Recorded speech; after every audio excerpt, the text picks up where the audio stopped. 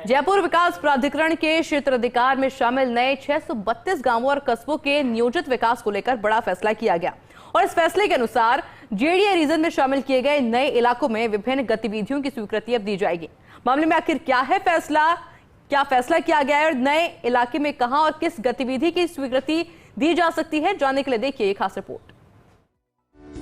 नगरीय विकास विभाग ने 3 अक्टूबर को अधिसूचना जारी कर जयपुर विकास प्राधिकरण के रीजन में 2 गुनी बढ़ोतरी की थी।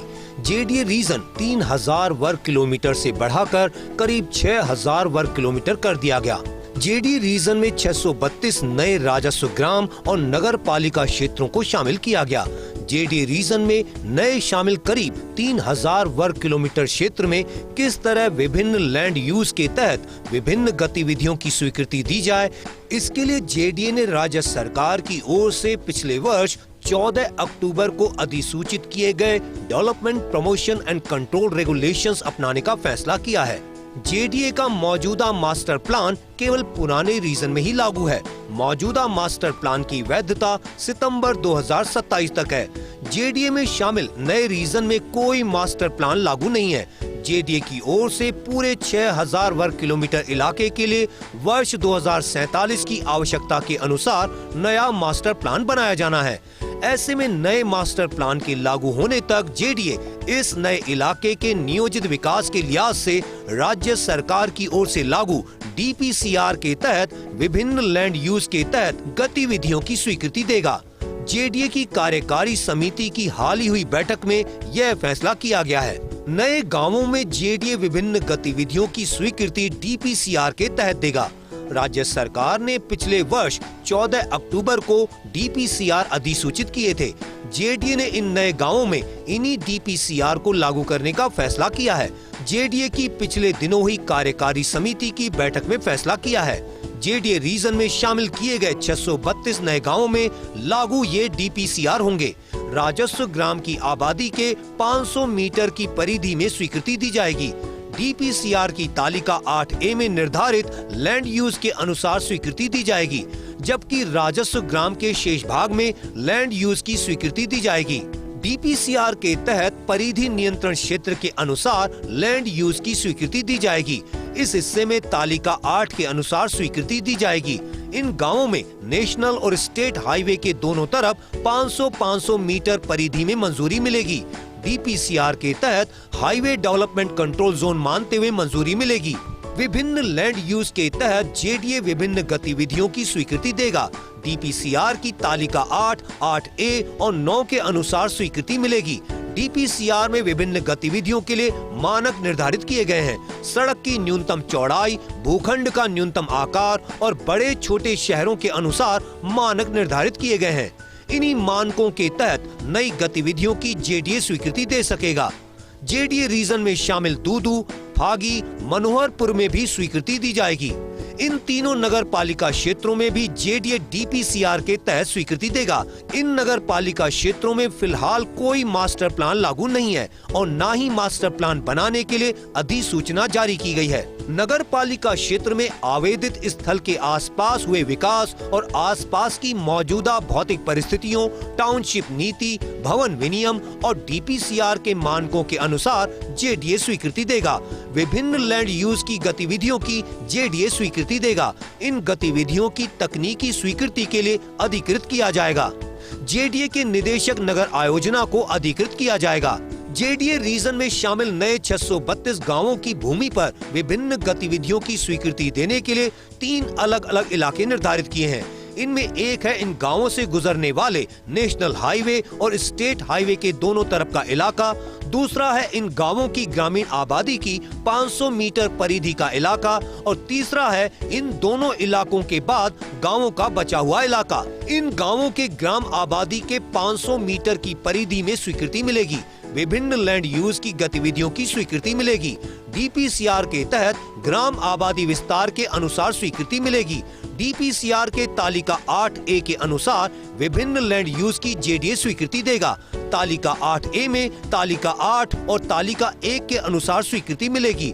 तालिका 8 के अनुसार आवासीय लैंड यूज के तहत farm house, eco friendly house, मुख्यमंत्री जन आवास योजना, अफोर्डेबल हाउसिंग नीति के तहत योजना, कमर्शियल लैंड यूज में petrol pump, fuel filling station, electric charging station, रसोई गैस, केरोसिन गोदाम आदि, पर्यटन इकाई में रिजोर्ट और मोटल, इंडस्ट्रियल लैंड यूज में कृषि आधारित उद्योग, ईंट भट्टा, चूना भट्टा, stone crusher, cold storage, dairy, poultry farm, सार्वजनिक सुविधाओं के तहत अनाथालय, वृद्धाश्रम, धार्मिक संस्थान, मेला ground, trade fair, club, swimming pool, outdoor stadium, film city आदि की स्वीकृति दी जा सकेगी।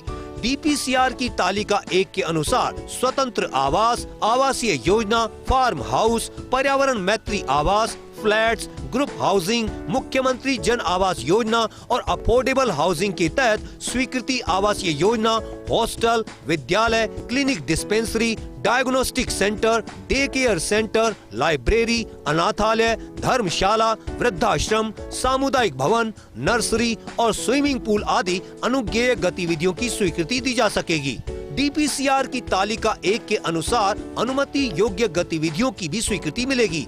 कमर्शियल लैंड यूज में सामान्य वाणिज्यक, सुविधाजनक दुकानें, informal shopping, commercial complex, office complex, IT office, bank, अन्य वित्तीय संस्थान, रेस्टोरेंट और पर्यटन इकाई लैंड यूज में hotel, resort, motel, guest house, सार्वजनिक सुविधाओं में school, college, nursing home, hospital, auditorium, convention hall, art gallery, exhibition centre, museum, recreational में club, indoor stadium, sports complex, outdoor stadium और अम्यूजमेंट पार्क जैसी अनुमति योग्य गतिविधियों की स्वीकृति मिल सकेगी। इन गांवों में हाईवे के दोनों तरफ 500-500 मीटर परिधि में मंजूरी मिलेगी। विभिन्न लैंड यूज के तहत जेडीए विभिन्न गतिविधियों की स्वीकृति देगा। डीपीसीआर की तालिका 8, 8A और 9 के अनुसार स्वीकृति मिलेगी। तालिका 8 के अनुसार आवासीय लैंड यूज के तहत farm house, eco friendly house, मुख्यमंत्री जन आवास योजना, अफोर्डेबल हाउसिंग नीति के तहत योजना, कमर्शियल लैंड यूज में petrol pump, fuel filling station, electric charging station, रसोई गैस, केरोसिन गोदाम आदि, पर्यटन इकाई में resort, motel, industrial land use में कृषि आधारित उद्योग, ईंट भट्टा, चूना भट्टा, stone crusher, cold storage, dairy, poultry farm, सार्वजनिक सुविधाओं के तहत अनाथालय, वृद्धाश्रम, धार्मिक संस्थान, मेला ground, trade fair, club, swimming pool, outdoor stadium, film city आदि की स्वीकृति दी जा सकेगी। तालिका 8A में तालिका 1 में दर्शाई गतिविधियों की स्वीकृति मिलेगी। डीपीसीआर की तालिका 1 के अनुसार अनुमति योग्य गतिविधियों की स्वीकृति मिलेगी। कमर्शियल लैंड यूज में सामान्य वाणिज्यक, सुविधाजनक दुकानें, informal shopping, commercial complex, office complex, IT office, bank, अन्य वित्तीय संस्थान, रेस्टोरेंट और पर्यटन इकाई लैंड यूज में hotel, resort, motel, guest house, सार्वजनिक सुविधाओं में school, college, nursing home, hospital, auditorium, convention hall, art gallery, exhibition centre, museum, recreational में club, indoor stadium, sports complex, outdoor stadium और अम्यूजमेंट पार्क जैसी अनुमति योग्य गतिविधियों की स्वीकृति मिल सकेगी। तालिका 9 के अनुसार आवासीय लैंड यूज में आवासीय योजना, group housing, commercial land use में वाणिज्यिक वेयर हाउस, गोदाम, restaurant, dhaba, motor repair workshop, truck, बस, टर्मिनल, ट्रांसपोर्ट नगर, ऑटोमोबाइल मार्केट, बस डिपो और विवाह स्थल, पर्यटन इकाई लैंड यूज में होटल, सार्वजनिक सुविधाओं में स्कूल, कॉलेज, यूनिवर्सिटी, निजी चिकित्सालय, डिस्पेंसरी, सामुदायिक स्वास्थ्य केंद्र, 20 बेड से अधिक का अस्पताल, रिक्रिएशनल लैंड यूज में swimming pool, nursery, club, indoor stadium, sports complex, outdoor stadium और अम्यूजमेंट पार्क की जेडीए स्वीकृति दे सकेगा। गांवों के एक बड़े हिस्से में टाउनशिप योजना, कमर्शियल मॉल, रिटेल, दुकान या गोदाम की स्वीकृति नहीं मिलेगी। इन गांवों में हाईवे के दोनों तरफ 500-500 मीटर परिधि में और ग्राम आबादी के 500 मीटर के क्षेत्र के अलावा जो शेष क्षेत्र हैं, वहां इन गतिविधियों की स्वीकृति नहीं मिलेगी। जेडीए क्षेत्र में डीपीसीआर की तालिका 8 के अनुसार स्वीकृति देगा। आवासीय लैंड यूज के तहत farm house, eco friendly house, मुख्यमंत्री जन आवास योजना, अफोर्डेबल हाउसिंग नीति के तहत योजना, कमर्शियल लैंड यूज में petrol pump, fuel filling station, electric charging station, रसोई गैस, केरोसिन गोदाम आदि, पर्यटन इकाई में रिसोर्ट और मोटल, इंडस्ट्रियल लैंड यूज में कृषि आधारित उद्योग, ईंट भट्टा, चूना भट्टा, stone crusher, cold storage, dairy, poultry farm, सार्वजनिक सुविधाओं के तहत अनाथालय, वृद्धाश्रम, धार्मिक संस्थान, मेला ground, trade fair, club, swimming pool, outdoor stadium, film city आदि की स्वीकृति दी जा सकेगी। राज्य सरकार की ओर से पिछले वर्ष 14 अक्टूबर को development, promotion and control regulations जारी किए गए थे।